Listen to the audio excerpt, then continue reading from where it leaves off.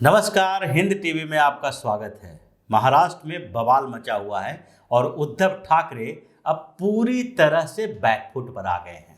समस्या इतनी बड़ी हो गई है कि अब उद्धव ठाकरे को समझ में नहीं आ रहा है कि जब एक निर्दलीय सांसद और एक निर्दलीय विधायक ने उनके घुटनों के बल पर ला दिया तो राज ठाकरे का मुकाबला वो कैसे कर पाएंगे। हालांकि नवनीत राणा ने बाद में मातोश्री के पास हनुमान चालीसा के पाठ करने के अपने ऐलान को वापस ले लिया। उन्होंने वहां जाने से मना कर दिया, लेकिन सवाल तो उठता ही है कि आखिरकार नवनीत राणा एक सांसद हैं, उनके पति रवि राणा एक विधायक हैं, लेकिन दोनों मिलके जब शिवसेना जैसी पार्टी को मुंबई में चुनौती दे सकते हैं धर्म के मसले पे, हनुमान चालीसा के मसले पे, तो फिर राज ठाकरे का मुकाबला शिवसेना कैसे कर पाएगी। क्योंकि ये सवाल बहुत बड़ा है। उद्धव ठाकरे की नींद उड़ी हुई है इस चीज को लेकर कि अब आगे 3 मई का सफर कैसे पार कर पाएंगे। क्योंकि एक सामान्य सी बात है कि नवनीत राणा और रवि राणा दोनों किसी पार्टी से संबंधित नहीं है। उनके पास जो कार्यकर्ताओं का बेस है वो सिर्फ अपना है। इसके साथ ही जो हिंदुत्व के एजेंडे को समर्थन देने वाली पार्टियां हैं उसके लोग इनको बैक से सपोर्ट कर रहे हैं। अब ऐसी स्थिति में इन दोनों ने ऐलान किया कि मातोश्री के सामने जाकर हनुमान चालीसा का पाठ करेंगे। अब इस बात को लेकर मुंबई में सड़कें जाम हो गई, शिव सैनिक सड़कों पे उतर गए और उसके बाद अफरा तफरी का माहौल हो गया। उन दोनों के घर के सामने शिव सैनिक जाकर खड़े हो गए, हंगामा किया और लॉ एंड ऑर्डर की सिचुएशन क्रिएट हुई। अब इन दोनों का मकसद लगभग पूरा हो गया, क्योंकि ये लाइमलाइट में आना चाहते थे।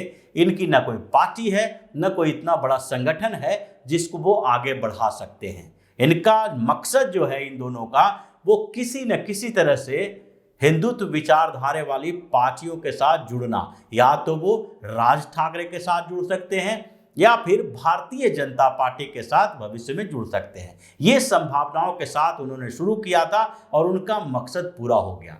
लेकिन राज ठाकरे का मकसद कुछ और है। राज ठाकरे एक पार्टी के नेता हैं और वो पार्टी शिवसेना से निकली हुई पार्टी है। महाराष्ट्र नवनिर्माण सेना पैदा ही हुई है शिवसेना से, और राज ठाकरे को यह पता है कि जब तक शिवसेना मजबूत है तब तक महाराष्ट्र नवनिर्माण सेना मजबूत नहीं हो सकती है महाराष्ट्र में। और इसलिए उन्होंने सालों तक एक आर पार की लड़ाई के लिए इंतजार किया, क्योंकि शिवसेना के पास भारतीय जनता पार्टी की ताकत थी। और जैसे ही मन से पैदा हुआ उसके बाद से शिवसेना और भारतीय जनता पार्टी के बीच गठबंधन रहा।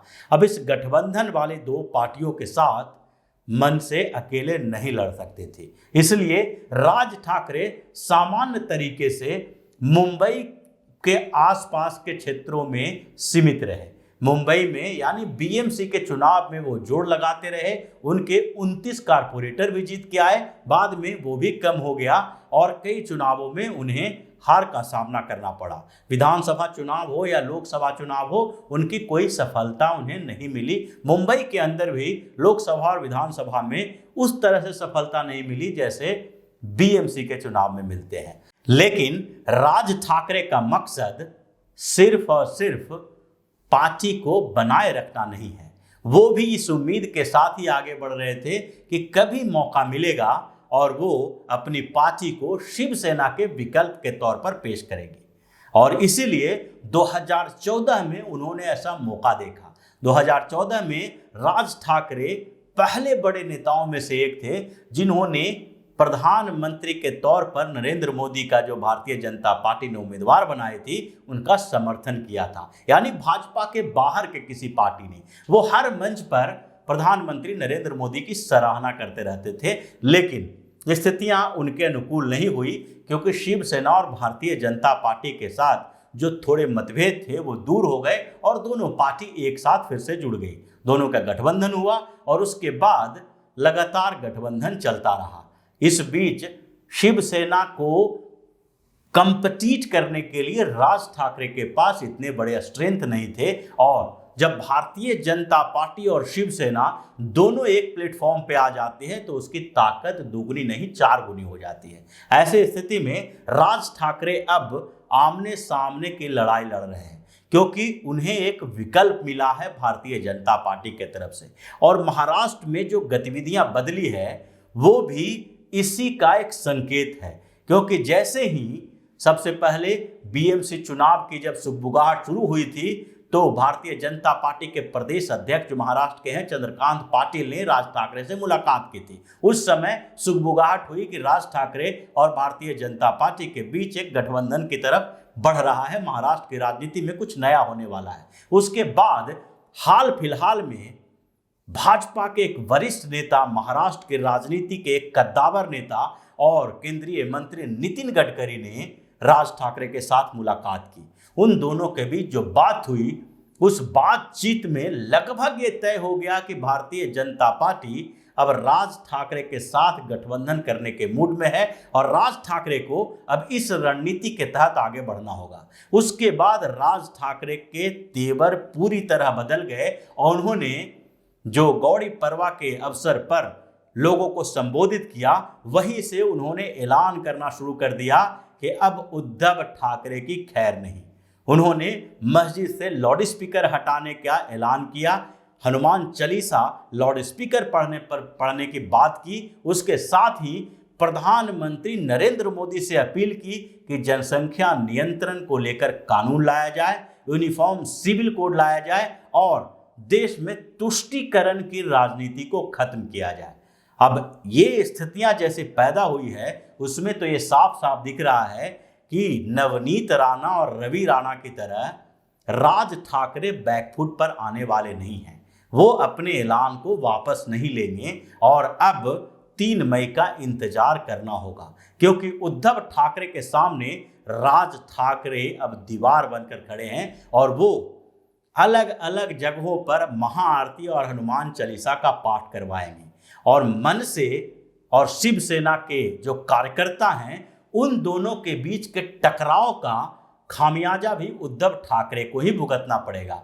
अगर जिस तरह से अभी लॉ एंड ऑर्डर की स्थिति पैदा हुई और उसके बाद अगर राज ठाकरे के साथ ऐसी स्थिति पैदा होगी तो उसकी जिम्मेदारी भी उद्धव ठाकरे की है, क्योंकि वो सीएम है और वहां के कानून व्यवस्था को संभालने की जिम्मेदारी उन्हीं के पास है। अगर मनसे और शिवसेना के कार्यकर्ता आपस में भिड़ते हैं या फिर हिंसा हो जाती है या जो दोनों के बीच झड़प होती है मुंबई में ही, तो इस स्थिति में भी उद्धव ठाकरे की ही बदनामी होगी या बहुत होगा तो राज ठाकरे के ऊपर 2-4 और मुकदमे दायर होंगे और उसके बाद उनको जेल में भी भेज दिया जा सकता है। लेकिन जेल जाने से राज ठाकरे को कोई दिक्कत होने वाली नहीं है, क्योंकि उनकी राजनीति और मजबूत होगी, क्योंकि वो इस बीच एक मुद्दे की लड़ाई लड़ रहे हैं। तो ऐसी स्थिति में चित्त और पट दोनों राज ठाकरे के पास है और उद्धव ठाकरे का खेल अब खत्म हो गया है।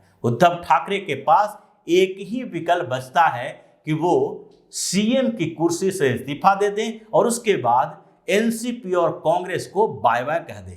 यही एक उनके पास विकल्प है। उसके बाद शिवसेना खुलकर राजनीति कर सकती है। अलग अलग विकल्प उसके पास रहेंगे, जिसमें भारतीय जनता पार्टी का विकल्प भी होगा या राज ठाकरे को फिर से उसी स्थिति में लाने के पोजीशन में उद्धव ठाकरे हो जाएंगे जो वो भारतीय जनता पार्टी के गठबंधन के समय में थे। तो ये स्थितियां महाराष्ट्र में चल रही है और उसके कारण उद्धव ठाकरे अब इतने परेशान हो गए हैं कि उनकी रातों की नींद उड़ गई है।